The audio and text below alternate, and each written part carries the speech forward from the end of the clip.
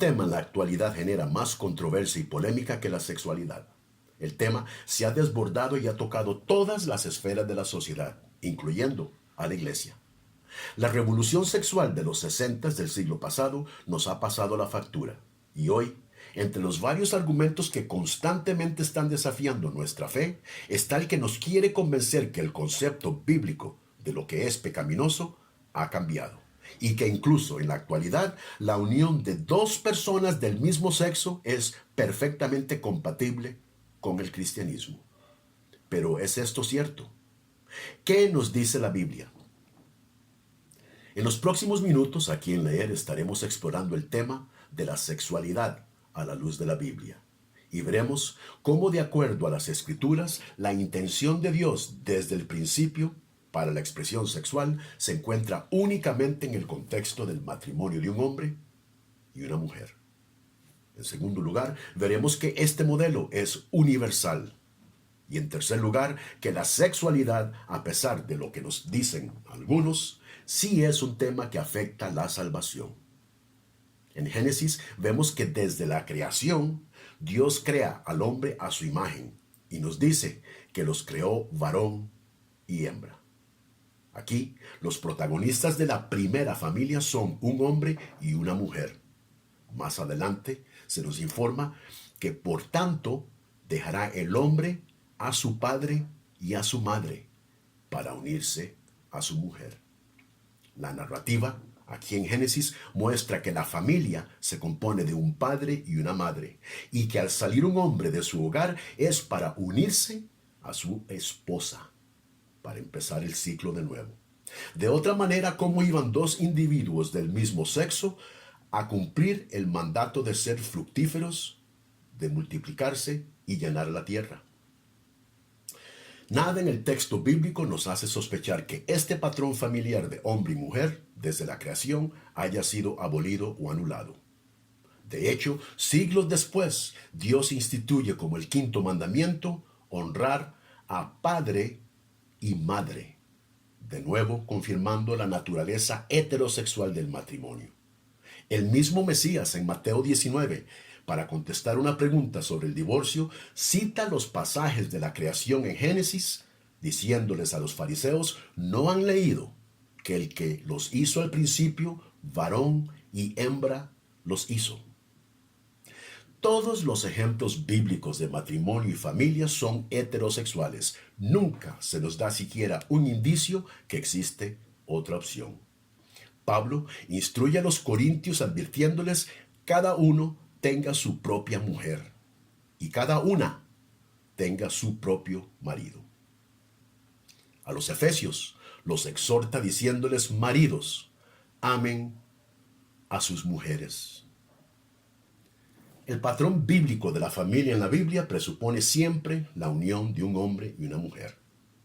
Lo que tenemos en la actualidad es que muchos, en vez de definir su sexualidad a la luz de la Biblia, más bien definen la Biblia a la luz de su sexualidad, resultando en reinterpretaciones y revisionismos absurdos de las Escrituras. Y en ningún lugar es esto más evidente que cuando llegamos a Levítico capítulo 18. En particular, donde Dios dice: no te echarás con varón como con mujer.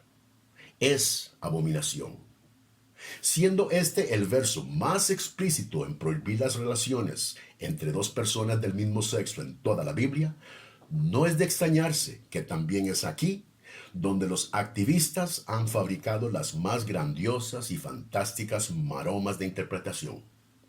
La más popular de ellas es que la prohibición era de carácter ceremonial y que solo aplicaba a Israel.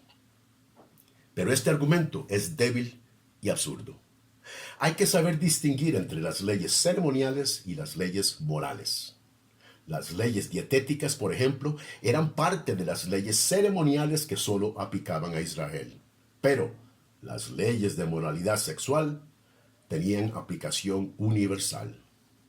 Solo hay que leer el capítulo entero de Levítico 18 para darse cuenta que la prohibición era para que Israel no cometiera las mismas abominaciones de las naciones que los rodeaban, naciones que estaban siendo precisamente juzgadas por violar las leyes de moralidad sexual. Dios jamás juzga a los gentiles de no cumplir las leyes dietéticas, pero sí los juzga por violar las leyes de moralidad sexual.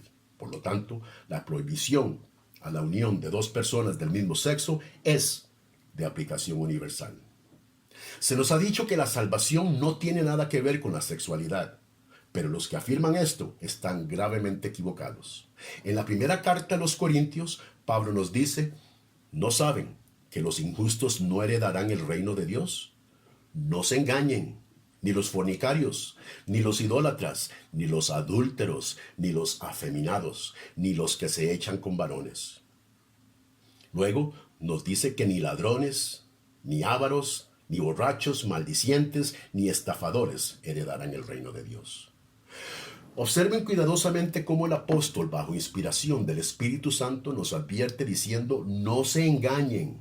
O sea, no se engañen creyendo que estas faltas se pueden cometer sin consecuencias. Muy al contrario, nos dice Pablo, estos no heredarán el reino de Dios.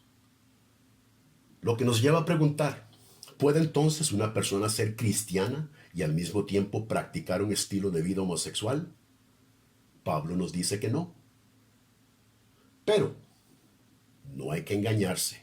Tampoco lo son los que viven una vida de fornicación, de adulterio, de borracheras, estafadores, etcétera, etcétera. El apóstol nos informa que todos los que insisten en practicar estos comportamientos son igualmente excluidos del reino de Dios. Sin embargo, hay buenas noticias. Pablo les dice, y estos eran algunos de ustedes, fornicarios, adúlteros, homosexuales, estafadores, ladrones, entre otros, mas ya han sido lavados, santificados y justificados en el nombre del Señor y por el Espíritu de nuestro Dios. Señoras y señores, nunca es tarde para el arrepentimiento. Para concluir, vimos que la estructura familiar está íntimamente arraigada en la narrativa de la creación del ser humano, donde la Biblia de principio a fin expresa sin excepción una ética sexual en el contexto de una relación heterosexual. Asimismo, este patrón es de carácter universal y tiene fuertes consecuencias con la salvación. La desviación y distorsión de este patrón es la razón por la que hoy vivimos en una sociedad confusa, donde se considera sensatos aquellos quienes sostienen la existencia de múltiples géneros y absurdos e intolerantes a los que rehúsan a participar de esta demencia. Resaltar y afirmar nuestros deseos innatos no es una manera fiable de servir a Dios. Por eso Jesucristo nos dice que para ir en pos de Él hay que negarse a sí mismo. Bienvenidos a Logos, Ética, Evidencias y Razones. Si encuentra provecho en el contenido, le invitamos a dar me gusta al video y a suscribirse a nuestro canal. De parte de todos, aquí en Leer, les doy las gracias por escuchar.